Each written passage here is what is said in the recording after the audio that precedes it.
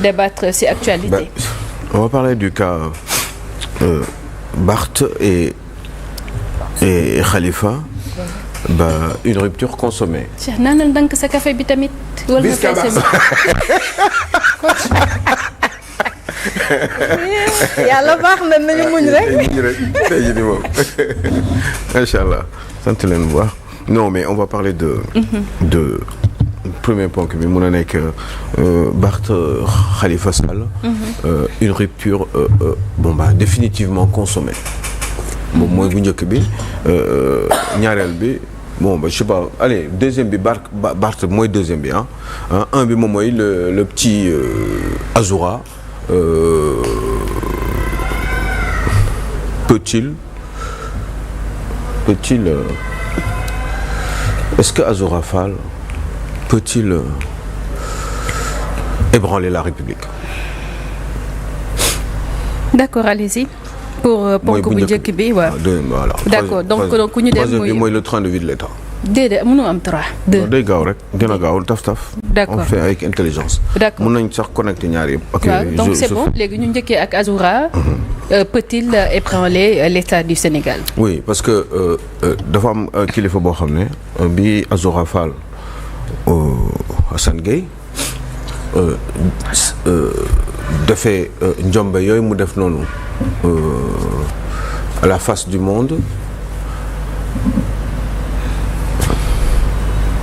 ñu bari Sénégal naxarlu ko parce que dafa wax ay wax yu ñaaw ci nit d'abord doon sénégalais doon un ancien président de la République qui est resté quand même 2 mandats maanaam 12 ans fukki at ak ñaar la toog ci réew mi am yu baax yu mu def am yu bon yu mu def yu bon je m'entends bien yoo xam ne peut-être àndul ak morale par rapport ak ces différentes collaborations nekkatul président de la République Azoura qui est un inconditionnel du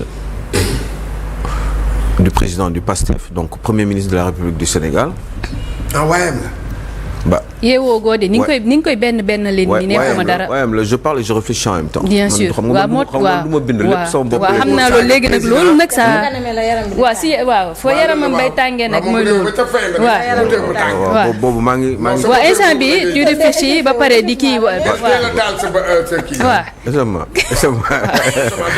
pourtant échauffé wu nga de si Cheikh Tidiane instant bi mënoon na flûte quoi j'étais tellement concentré ci Cheikh li mu doon wax par rapport ak entreprise yooyu dafa amoon solo ba nga xam ne j'ai pas eu le temps de calculer autre chose franchement dafa amoon solo trop moom ma xaw a kii tuuti mais c'est pas mal non léegi on rappelle le thème c'est Azoura peut-il ébranler la République parce que finalement xam maa ngi leen doon expliquer léegi nii vite fait ni Azoura dafa doon koo xam ne c'est un inconditionnel du président du PASTEF premier ministre de la République du Sénégal Azoura Fall boo xam ne c'est un homme qui est dévolu à Ousmane Sonko avant bi ñu nekkee ci opposition bi ba léegi dem na ci ay kaso nee nañu yaram bi neexul mais c'est un monsieur boo xam ne il vit sa vie tranquillement il fait ce qu'il veut il dit ce qu'il veut et il pense ce qu'il veut et ci biir penser ce qu'il veut boobu sax la daan wax ni la daan wax moom ce qu'il veut yaa ngi dégg maanaam di toroxal ay doomu aadama ci télé bi di saaga ay kilifa ci réew mi kenn du ko wax dara njëkk na ci am problème ak justice bi ne xëy na peut-être que ni yaramam neexul bon man gisuma kayit mais ñu bari en tout cas loolu lañu doon wax ne parce que yaramam neexul moom moo tax xëy na peut-être ni ñu mais naka la leen toroxalee ni mu leen toroxalee mooy un ancien président de la République boo taxawee ci Sénégal di saaga yenn façon saaga yi ba pare le lendemain ñu fekk la ci kër sa premier ministre ça veut dire que ni vous êtes un négociant ça veut dire que ce premier ministre quand même en tout cas bu ko mettitloo feeñul ci moom ndax man duma nangu ñenn ñi di def yenn ñi sama bureau mais premier ministre du Sénégal nga ñëw fekk man ci sama primature après avoir def ay yenn njombe yi loolu man xel man mënoo koo nangu à la limite même je te punis bu dee man maay sa kilifa dama lay punir ci wax bu ñaaw boobu ngay def bu ma ko deful nag c'est parce que y a quelque chose qui ne va pas ñeneen ñi bu leen neexee ngeen nangu ko mais man loolu sama xel mënu koo nangu. kon yow foofu da nga jàpp ne kumba am ndey la kumba amul ndey. ba forcément te loolu dafa bokkoon ci rupture.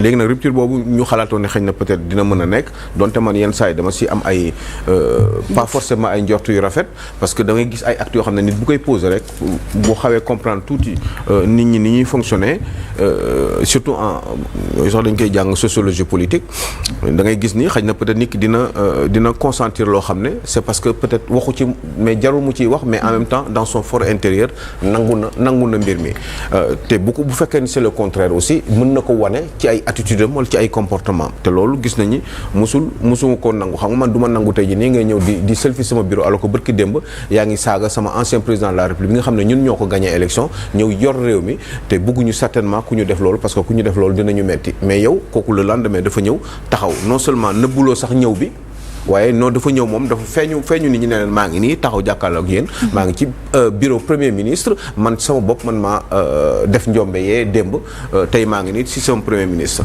bon moom en attendant il peut continuer à communiquer au téléphone mais man bu ma neexee ma def lu ma neex parce que sama kër laa nekk te lu ma neex def ma ne nit kooku mel noonu boo ko mënee nangul yenn yi c'est parce que peut-être que ni y a quelque chose qui ne va pas jusqu'à preuve du contraire. Alioune sànq da nga wax lu am solo parce que ni mu def ni baax na dafa mel ni ma ko baax ban côté la quoi Alioune baax na yow li ngay wax moo am solo instant bi si karawaat bi aussi am na solo waaw am na solo waaye est-ce que waroo ko woon régler avant ngaa toog tamit mais parce que man instant bi li ngay wax daf maa ñor c'est parce que sànq yaa ngi moon si point bu am solo ndaxte nee nga bu fekkee ne ñenn ñi ñu ngi ko layal naan ko comme ni nga ko waxee que ni peut-être dafa am problème mu xel waaw mais est-ce que mën nga si ñëwaat. waaw mais xam nga problème xel boobu. man du ma si mën a dugg ay détails parce que bu ñu mënee am na problème xel te génne na benn kayitu dof eh ben man mënuma ci wax parce que pour man dañu bëgg kii gars yi rek quoi. ndaxte waaw mooy bu ñu ko jàppee woon ci temps Macky Sall bi torture yooyu ñu ko defoon noonu est-ce que nekkul nit ci. moo ko traumatisé ko jàpp ni que dafa am traumatisme moo tax ñu ne est-ce que amul problème. waaw dafa am traumatisme bon maintenant pourtant mi ngi ñëw di wax li mu xalaat. boo ko xoolee da nga naan kii normalement est-ce que carrément wér. waaw mais d'accord mais loolu xam nga du man maa koy wax wala du yow yaa koy wax wala keneen ki koy wax mooy c'est le médecin.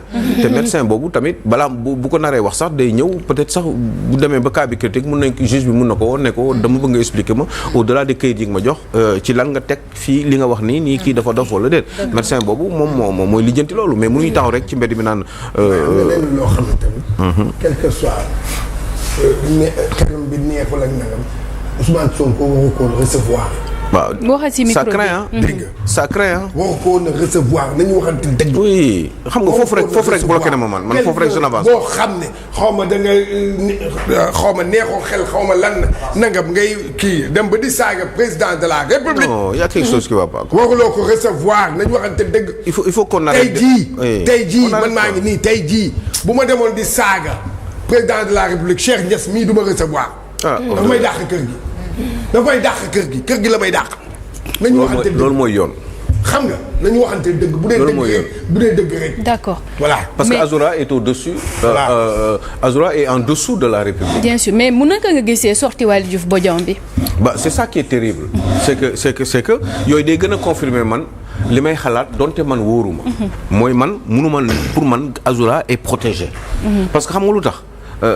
non seulement li ñu jot a wax fi nii ñëw def li muy def ñëw toog ci bureau primature bu doon kër Ousmane Sonko sama nekku si xam nga mais primature def li muy def xam nga selfie wane ni man maa ngi nii quoi man maa ñemee def lii ñëw toog ci kanamu ci bureau kii bureau seenu ñu ma fa man maa ko def pour wan àdduna ne gis ngeen maa ngi nii toog donc c'est du je m'en foutisme ñu waxat ñu toogaat bërki démb un autre beneen ponte république bi boo xam ne mi ngi gérer la direction du port autonome de Dakar moom tam ñoo taxaw ne na man Azoura sama boy la yaa ngi dégg ku ñëw di ko jël si man nga fiy fekk surtout que Azoura nee na amul mandat c'est-à-dire pour ñëw jël si ko fa nee na Azoura mi ngi sama kër non c'est terrible quoi mais man est-ce que loolu mën ngeen ko nangu est-ce que loolu xam nga man maa ngi wax nii mais damay xalaat mais est-ce que dafa ne mu ngi woon këram je crois que dafa ne non Azoura sama boy la mi ngi waaw dafa ne sama boy la mais bu leen ko ñëw seet sama kër ndaxte nekku fa waxul loolu de d'accord nekku fa laa dégg waaw ndaxte nekku fa te bu ngeen même bu fekkee da ngeen fay ñëw je crois que dafa ne na ngeen andi mandat c'est ce qu'il a dit. mais Azoura seet si Azoura sama kër la wax. non leer dama ne. Azoura sama boy la. yaa ngi dégg. man li ma comprendre mooy Azoura mi ngi këram moo ko wax. non lan la wax textuel. non mu nañ ko répété wax xam nga fi aussi on peut pas remettre les choses. non li ma la wax non Aliou dañ lay laaj rek. non dama li ma wax leer dañ lay laaj parce que kii léegi yow. non moom laaj mooy dafa wax le contraire. lan la Bodian wax. bu nee na wax Azoura boyam la. waaw ça nee na mi ngi këram. waaw nee na boyam la. waaw. mi ngi këram. waaw mu ngi këram. waaw. nee na bu waxee loolu bu waxee mi ngi këram ba tey nee na moom. kenn du ko mën a kenn ku ñëw fii ci këram. moom nga fiy fekk. te am loo mandat. moom moo wax loolu. waaw moo wax loolu. tegu ko fenn. waaw déet waaw voilà maintenant.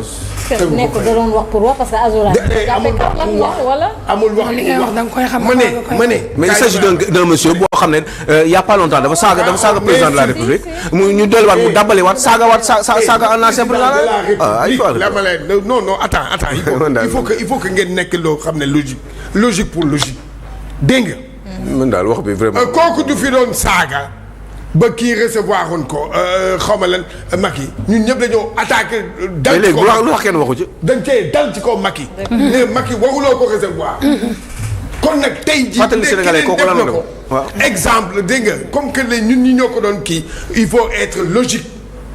mooy loolu wax bii bu dee Bodian bu fekkee ne. Waly Bodian moo ko wax. dëgg def ko léegi tegu ko fenn te loolu du njiit. nee na boyam la yéen en fait il se réclame d'un gosse buy saaga la République. loolu rek jeexal na wax bi. wax bi xoolal non wax bi rek loolu rek arrêté na wax bi. loolu ak Azoura fu mu munti nekk sax. admettons parce que thèse yi mu joxe il dit que ni en fait. sama boy la déjà mooy li nga wax noonu sama boy la et au-delà de ça kii ku mel nii waruñu ko tëj. normalement dañ ko war a yóbbu ñu faje ji ko il a besoin d'un accompagnement psychologique parce que thèse bi mu joxe tamit bokk na si que li nu mel mu ngi ko jëlee sa prison bi mooy bi si Safa doon wax léegi fi nga xamante ne bi ñu ko tëjee woon à Rebeuss. oh bah c'est ça ouais. man xam nga man vraiment ça me fatigue je n'ai pas envie de m'énerver je veux rien dire voilà on attend que ça se passe. man su ma nekkoon Bodian wax bii bu fekk ne yow loolu nga wax bii man du ma ko wax. du ma ci sax dugg. du ma ne sax kii sama xarit la. du ma wax publiquement en tant que homme d'État. man du ma nekk kii même bu mu dee xam naa ko du ma ko wax. dama ko je le garde pour moi. loolu mooy logique. est-ce que nekkuñu di gérer Azoura. waaw xam nga ne luy gérer nit. wala xamu leen loolu. nan lañ koy gérer. mais di ko gérer pour que éventuellement Azoura comme yaram bi neexul mu wax li mu warul la wax lu ñuy nëbb. ok. duñ cuuna de. lu ñu nëbb comme lan. non lu ñu nëbb. ok lu ñuy nëbb. comme lan xamoo ko. non xaw ma ko lu ñuy nëbb rek laa wax. d'accord parce que il faut le gérer quoi parce que sinon booy bi day exploser. moo tax xëy na booy bi aussi am fit. de manière inconsciente am fit di wax lu ko neex. parce que nag day daabale ak moom. mais mi ngi fii. Abdou Nguer ba léegi mënuñu ma wax lan la def. daf ma metti oui bugguma lii quoi du ma ko nangu tant que maa ngi ànd suma xel du ma ko nangu. parce que c'est d'une injustice caractérisée. d'accord ñu dem ci beneen ponk bi ah. yàlla sàmm ñu dem ci Barth wala ñu ñëw ci le train de vie de l'État. bah un peu coller les deux hein sans rien et tu vois c'est dégoûtant quoi ce pays. tu n'en sais rien et moi je te demande. tu me dis je n'en sais rien. comme tu veux Alioune Saoud. Cheikh wax dama koy war moon wax ci Azoura sax parce que daf may dégoûter quoi. Cheikh nee naa bàyyi mu sedd sinon wul bagage laal naroon defar ci plateau bi. yow yaay sama xarit nga amul solo. d'accord léegi ñu dem ci Barth ak Khalifa Ababacar Sall. waaw Barth ak Khalifa ci yàqal nañu sama chronique quoi. ouais da ngeen doon jooy. non daf ma non je demande c'est juste une question. non jooy fa la. waaw mais question la rek Aliou. bu ma yokkal sama rek. bu ma puus waay. waaw lii question la rek bu ma puus waay. jooy mooy lan laaj la rek lu mu si xam laaj kese la de. jarul laaj la rek damay laaj dama li dégg naan xëy na feeñ na ci xol bi. parce que bugguma lii. maa li dégg naan xam nga bay xiixat. non xiixatu xëy na maa ngi jooy ci sama xol xëy na. waaw d'accord léegi ñu ñëw si Khalifa ak Barthélémy Diaz effectivement. donc Barthélémy Diaz boo xoolee moom ak Khalifa Sall aussi c'est pareil, enfin c'est pareil, c'est totalement différent, je me trompe, mais quelqu'un comme Barthélémy Diaz dafa amoon lu mu seqoon nag c'est un petit de Khalifa Sall. À la base il était un petit de Ousmane Tanor Dieng, moo ko formé, moo ko wane, moo ko defar, moo ko promouvoir ci biir parti socialiste, ci biir politique gu Sénégal. Bi Tanor amee ay coow ak moom par rapport ak Khalifa Sall. Barth est parti du côté de Khalifa. Depuis ñu scellé benn lien d'amitié et de fraternité bu avéré. Barth a toujours été fidèle vis-à-vis de Khalifa Sall. Khalifa Sall aussi delloon na ko mbir mi mu nekkoon rakam, nekkoon xaritam, nekkoon léppam. tey jii nii dañu séparé wu. li ñu tax ñu séparé wu certainement c'est lié à sa relation avec moom Barthélémy Diaz ak kii bi mu amoon diggante bu fës bi mu amoon ak Khalifa Sall ak Ousmane Sonko. Gis ngeen fi mu mujjee. ba coow gi bari ba ak yooyu ñu dàq ko fi ak yu demee noonu. Aujourd'hui Barth a décidé de larguer les amarres pour y aller ak son mouvement. maanaam bàyyi séparé wu ak Khalifa Sall définitivement. Bon mbir mi nag waaw. Bien sûr waaw léegi mbir mi nag mooy bon en même temps aussi ça peut se comprendre même bu ñu jotewul woon même bu fekkee ne sax du loolu mooy problème bi parce que on suppose que ni xëy na loolu bokk na ci li tax mu dem mais même bu dul woon loolu sax quand même Barthélémy Diaz a un avenir politique. Barthélémy Diaz dafa jóg pour xeex politiquement maanaam essayer justement peut-être un jour téye réew mi yooyu yëpp mi ngi ci parce que kuy def politique da nga am ay ambition tant que yaa ngi koy mën. Bon donc bokkul ak Khalifa Sall mi nga xam ne bon il est à la retraite. benn relance rek. waaw benn relance xam nga déjà le pourquoi par exemple de cette rupture ma yaa ngi naan peut-être Barth am na avenir politique boo xamante ne déjà daf ko bëgg a wëyal. mais aussi on parfois mën nañ xalaat que ni Barth bi nga xamante ne am na jafe-jafe mairie de Dakar tout ça comme ni mu taxawee woon Khalifa Babacar Sall beaucoup disent que ni jusqu'ici kenn déggu ko si ñuy dindi immunité parlementaire mais ba léegi nii dégguñu ko si est-ce que tamit loolu précipité wul la chose également. Man jot naa ko mais. ak dialogue bi waaw ak yooyu yëpp faisant ak dialogue bi nga xam ne moom Khalifa neen daf ciy dem. da ciy dem. Bon, en même temps aussi Khalifa Sall a été toujours sur la même ligne de conduite. Bien sûr moom nee na toujours dialogue dañ ko war a def ci réew. mais pour man dialogue bi amul njëriñ parce que on a un président de la République on a une majorité à l'Assemblée nationale am nañu un projet entre guillemets ñoom dañ leen war a bàyyi ñu dérouler. fii dëkk bi xeex amu fi xuloo amu fi coow amu fi donte am na ay injustices yoo xam ne comme ñu doon cité léegi am na fi mais dëkk bi ba amul coow li problème bi Ousmane Sonko doon wax rek Ousmane Sonko sax danaan ne ay dialogue ni amul sens yaa ngi dégg ba pare sax dialoguer pourquoi pour dem pour wax lan yéen on vous demande juste que ci seen i xam-xam bopp bi tax ak seen proposition yi ngeen def sénégalais ba ñu wóolu leen ngeen dérouler ba nga xam ne yi nga xam sénégalais yi am ngëneel li nga xam ne mooy seen i attente ngeen mën ci tontu ñun loolu la ñuy laaj donc dem pour dialoguer pour dire quoi ana dialogue sur la justice boo xam ne mooy assise bi ñu defoon sur la justice bi gars yi di doog a ñëw assise bi waxoon na yu bari yoo xam ne tey jii nii gars yi defuñu ko notamment ci ay juge de liberté et de la détention bi nga xam ne léegi dañ ko war a jox benn kii pour ñu bañ di léegi procureur bi di jàpp nit di ko tëj lu nu ko neexee ñu créer benn institution bu tudd JLD yooyu waxoon nañ ko ci waxoon nañu aussi ni waxtaanoon nañu si le conseil supérieur de la magistrature est-ce que président dafa war a ko ne di ko jiite sachant que ne président bi amoon na xalaatam boo xam ne joxe woon na ko yooyu yëpp faisant ça fait que ni ba léegi pourtant kon affaire boobu amul njëriñ donc dialogue bi dajaloo ay nit la et puis ñan ñoo fay dellu ay ñoom Omar Sarr ñoo fay ñëwaat ay ñoo dem ci dialogue ay ñoom Modou Diagne Fada ci dialogue boobu Alioune beneen laaj rek ma bàyyi la nga tàggatoo foofu ma ñaan ko tuuti rek Cheikh alors muy dialogue bi ñu ne par exemple duñ ci dem waa APR ñoom ñi nga xamante ne ñoom ñoo initié dialogue bi ils ont dit que ni ñoom ils ne vont pas dialoguer est-ce que par exemple mënuñu respecter décision boobu nga xamante ne ñoom ñoo ko tegoon que ni du ñu toog bañ ne dëkk bi on est en guerre ou bien on est en crise ñuy soog a waxtaan ba tax ñu instaurer la date du 28 maintenant autre chose également ñi nga xamante ne ñoom nee nañ duñ dem dialogue préférer la politique de la chaise vide est-ce que tamit ils ne vont pas payer des pots cassés c'est-à-dire parce que mën nañ jël ay décisions yoo xamante tamit yow du la neex te bu baaxee da ngay demaat ci télé yeeg ci rajo yi toog foofu noonu di wax. non c'est vrai que ñoom bi ñu teg loolu. nga daanelee foofu waaw bi ñu teg le 28 boobu. dañ ko teg pour le Sénégal. date boobu président bu bees bi ñëw wuutu ko confirmer date boobu pour que chaque année ñuy def ndaje boo xam ne ci dialogue boobu la ñuy waxtaan. mais ñoom ils ont parlé en tant que parti politique. ak seen choix ak seen détermination ak seen itinéraire politique seen i projection. ils ont fait leur propre choix. loolu bokkul ak li nga xam ne dañ ko décidé woon def ko institution ba nga xam ne dañuy daje foofu. je crois que ni ils ont le droit de faire ce qu'ils veulent en tant que parti politique mais léeg-léeg c'est une décision officielle boo xam ne état moo ko instauré woon. ñëpp war ko respecter président mënoon na ñëw et l'état c'est une continuité. certainement bu ko neexoon aussi mu bañ ko def. mu defee neneen mais voilà aujourd'hui je n'ai pas bien travaillé comme je voulais. parce que j'ai fait l'erreur de parler encore de Azoura. d'accord et de ces gens-là qui disent des choses alors que tey jii nii ñoom bu ñu fi jógee bu ñu leen defee yenn yi wala bi ñu saagee Bassirou Diomaye Faye dafa ma metti woon trop. yaa ngi dégg. donc bu ñu fi jógee woon tey jii nii ñuy saaga Diomaye wala Sonko man du ma neex parce que ñooñu dañu mës a téye suñu institution te nit dafa jox respect ci nit. donc waxaat ko fii dafa ma xaw a un petit peu anéantir. et j'ai du mal un petit peu à travailler comme je veux ce matin. d'accord mais Serigne Touba amul morom. dinaa gën a góorgóorlu suba. et puis mu gën a leer si sama bopp parce que j'ai été bloqué de partout par cet incident bi nga xam ne ki ko indi mooy xale boo xam ne wax dëgg yàlla ci réew mi man gisuma lan la fi mën quoi.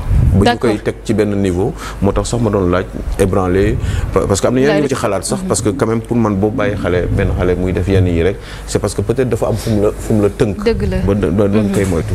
yàlla na yàlla sàmm. Penda Diallo yàlla nga fi yàgg te wér. et puis sama yaay ju baax jooju aussi Ndeye Thiam yàlla na fi yàgg te wér. d'accord et puis moom beaucoup de bonheur aux côtés de son entourage familial. d'accord moom Thiam yàlla na ko yàlla sàmm. waaw kontaan nañu ci maman aussi